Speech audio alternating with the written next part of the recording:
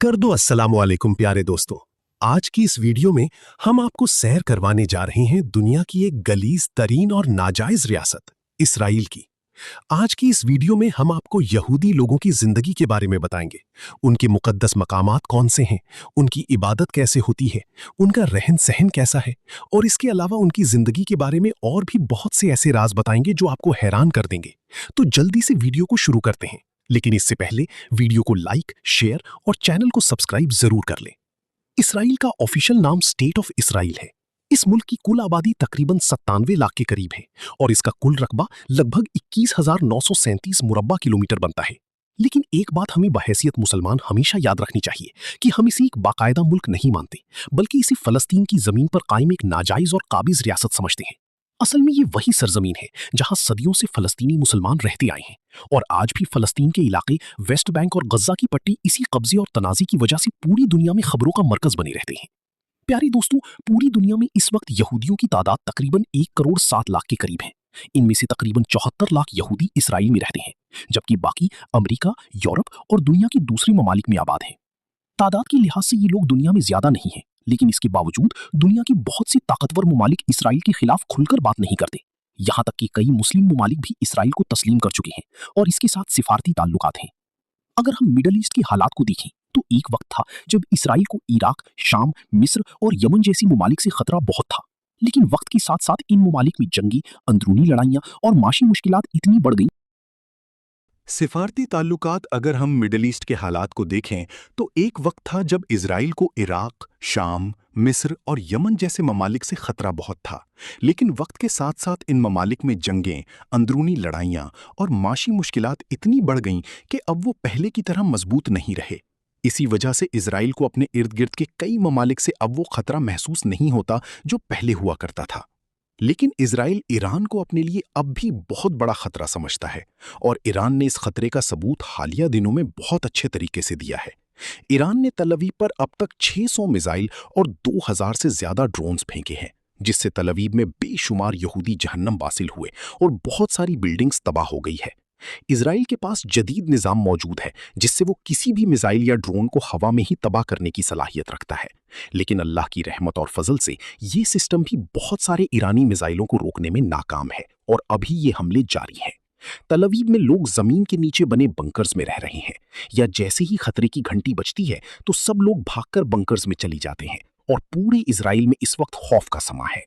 Israel का सबसे बड़ा और जदीद शहर तल अवीव है, जो इस मुल्क का सबसे अहम माशी और कारोबारी मरकज समझा जाता है।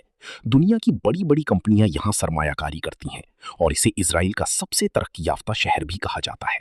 और ये शहर बहराए रूम के साहिल पर वाक़ है। इस शहर में मौसम इंतहाई गर्म होता है। समंदर साथ होने की वजह से सारा साल हवा में नमी रहती है, जबकि सर्दियां इंतहाई मुख्तसर होती हैं। स्विमिंग पूल्स और बीचेस पर तकरीबन सारा साल ही रश रहता है। यहूदी लोग ज्यादातर सफेद शर्ट और काला सूट पहनते हैं और सर पर एक मखसूस टोपी रखते हैं जिसे किब्बा कहा जाता है। नीचे पैंट पहनते हैं। उन लोगों के कानों के साइडों पर लंबी लंबी बालों की लटें होती हैं, जबकि औरतें हर तरह का लिबास पहनती हैं। यहाँ की खवातीन इंतहाई मॉडर्न हैं। यहाँ शादियाँ बहुत कम होती हैं और ज्यादातर गर्लफ्रेंड और बॉयफ्रेंड का कॉन्सेप्ट है। हत्ता कि सालाना बहुत सारे इंडिया और इजराइल के दरमियान करीबी सफारती, दिफाई और तिजारती ताल्लुकात मौजूद हैं और भारत मुख्तलिफ शोबों में इसराइल के साथ ताउन करता है। भारत इसराइल से जदीद दिफाई टेक्नोलॉजी, ड्रोन्स, रेडार सिस्टम्स और मिसाइल दिफाई निज़ाम खरीदता है। इसराइल भारत के अहम दिफाई शराकतदारों में शुमार होता है।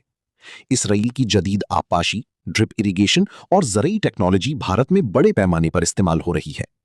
दोनों मुमालिक के दरमियान अरबों डॉलर की तिजारत होती है, जिसमें दिफा, हीरे, केमिकल्स और टेक्नोलॉजी शामिल हैं। भारत तारीखी तौर पर पैलेस्टाइन की हिमायत करता रहा है और दो रियासती हल, टू स्टेट सॉल्यूशन की तायीद करता है।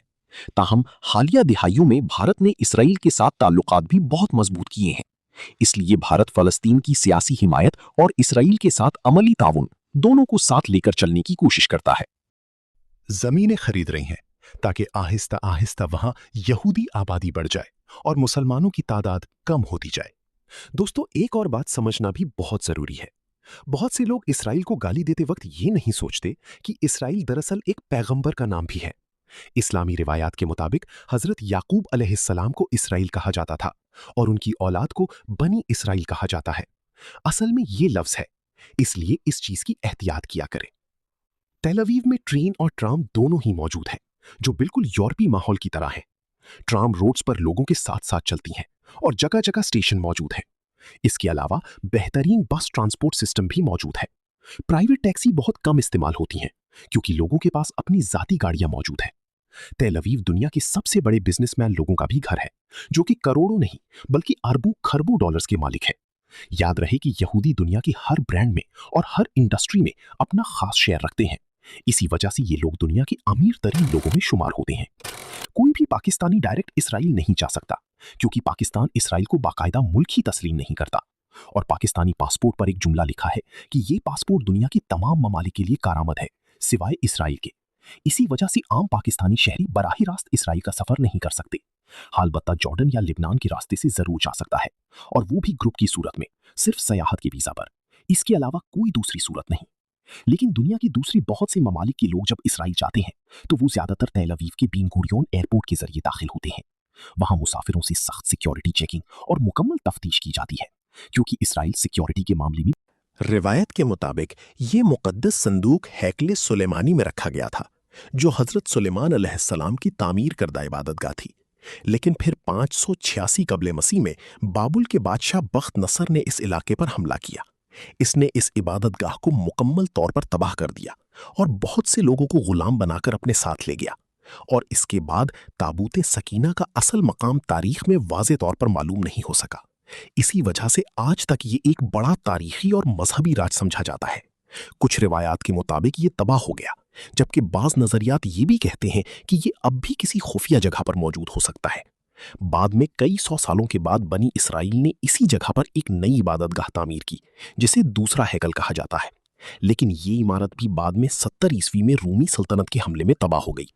आज इस कदीम इबादतगाह की असल इमारत मौजूद नहीं है, लेकिन इसकी एक बाकी मानदा दीवार को ही वेस्टर्न वॉल या दीवार गिरिया कहा जाता है। यहूदी इस दीवार के पास आकर दुआ करते हैं और इसे अपनी तारीख और मजहब की एक अहम निशानी समझते हैं। दोस्तों, आज जिस जगह हैकल सुलेमानी होने का कहा जाता है, इसी इलाके में मस्जिद अक्सा और डूम ऑफ द रॉक